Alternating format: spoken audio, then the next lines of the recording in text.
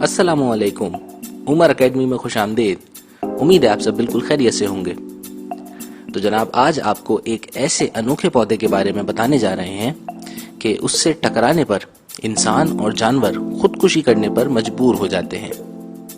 जी हाँ, ये एक ऐसा पौधा है कि जिसके अंदर मौजूद जहर की वजह से इंसान और जानवर या तो दर्द से पागल हो जाते हैं या फिर अपनी जिंदगी को खत्म करना तरजीह देते हैं। इस खतरनाक पौधे को जंगल के लोग चिंपी जिम्पी का नाम देते हैं, मगर साइंस में इसका बोटेनिकल नेम जो है वो है डेंड्रोसिनाइड मोरोइड्स। डेंड्रोसिनाइड मोरोइड्स कांटेदार पौधों की उस नस्ल से है जो कि बहुत खास किस्म का जहर रखते हैं अपने कांटों के अंदर। उस जहर को मोरोइडिन या मोरोइड टॉक्सिन भी कहा जाता है।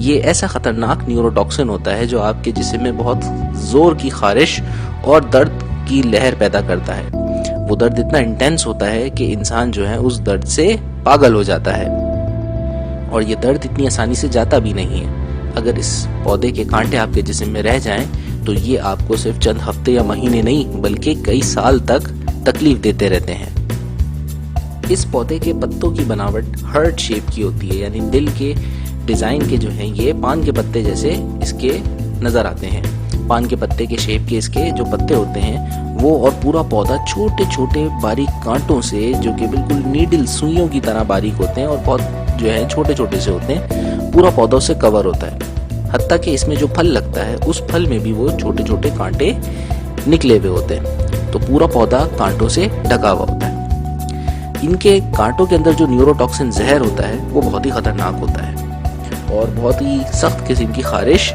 करता है। इस पौधे के कांटों पे जो जहर होता है उससे कुत्ते और घोड़े चंद घंटों में मर जाते हैं। अगर गलती से कोई टकरा जाए घोड़ा या कुत्ता इससे, तो उनके जिस्म में कांटे चुभने के बाद शदीद किस्म की खारिश करते हैं, तो वो खारिश की वजह से तड़पते रहते हैं, या तो वो रगड़ते हैं, और जितना वो अपने स्किन को रगड़ते हैं उतना ज़्यादा जो है ना इनकी नीडल्स के टूटने की वजह से जहर उनकी स्किन में शामिल होता है, और तकलीफ इतनी ज़्यादा होती है कि अक्सर औकात तो जो है कुत्ते और घोड़े जो हैं वो पहाड़ों से छलांग लगा लेते हैं इस दर्द से पागल होकर के। इसी तरह इंसानों के ऊपर भी इस जहर के बड़े ही तकलीफदा असरात होते हैं। 1963 में पौधों पर तहकीक करने वाले एक इंसान जिसका नाम था अर्नी राइडर, उसकी गलती से इस दरख्त से, इस पौधे से जो है टक्कर हो जाती है और इस पौधे के कांटे उसके मुंह, बाजू और सीने पर चुभ जाते हैं। तो 1963 में जब ये वाकया होता है तो उसके बाद उसकी हालत ख़राब हो जाती है, उसको फ़ौरन हॉस्पिटलाइज कर दिया जाता है, और उसके बाद उसको वहाँ से ठीक होने में पता है तकरीबन 2 साल लग जाते हैं।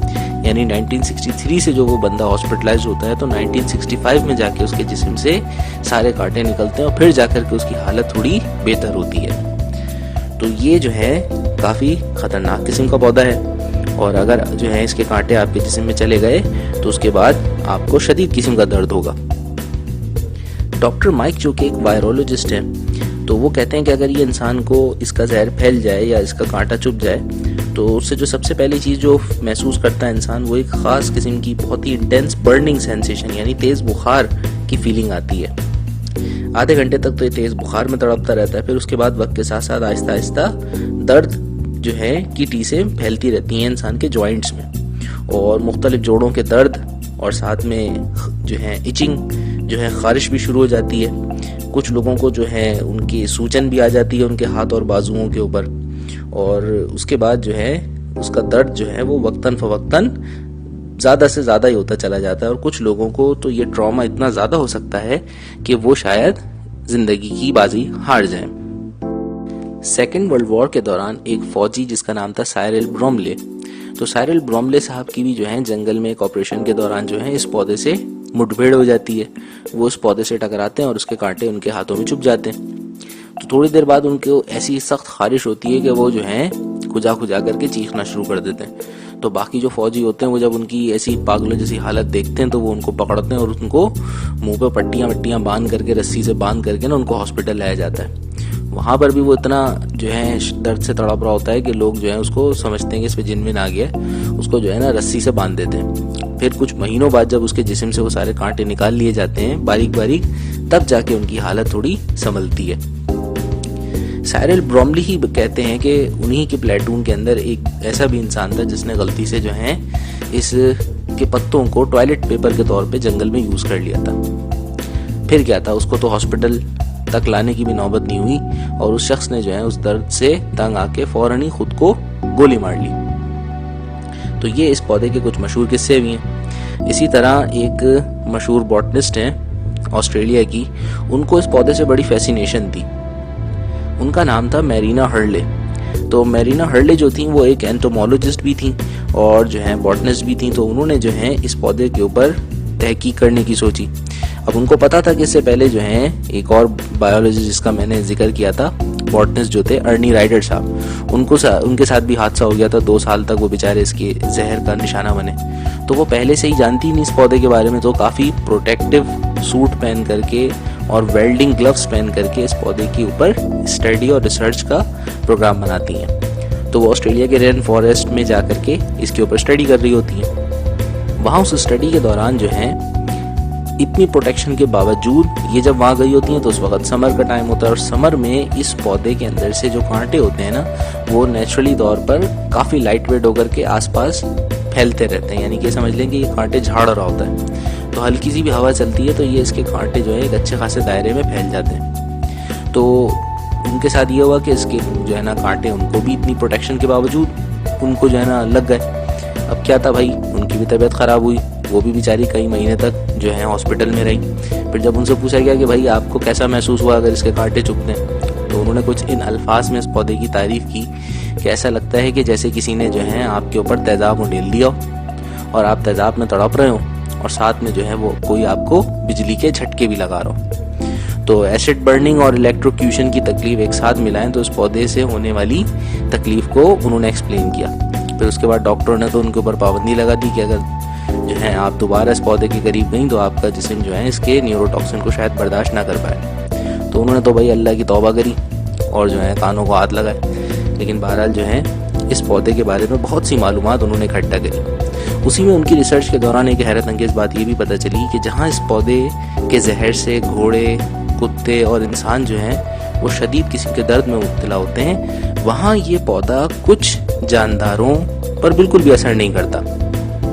मिसाल के तौर पे एक रेड लेग पैगमेलन जो है, तो वो पैगमेलन जो है वो एक चूहे जैसा जानवर है और उसके जो है ऊपर ये जहर असर नहीं करता, बल्कि वो इस पौधे के पत्ते और फल को खा जाता है।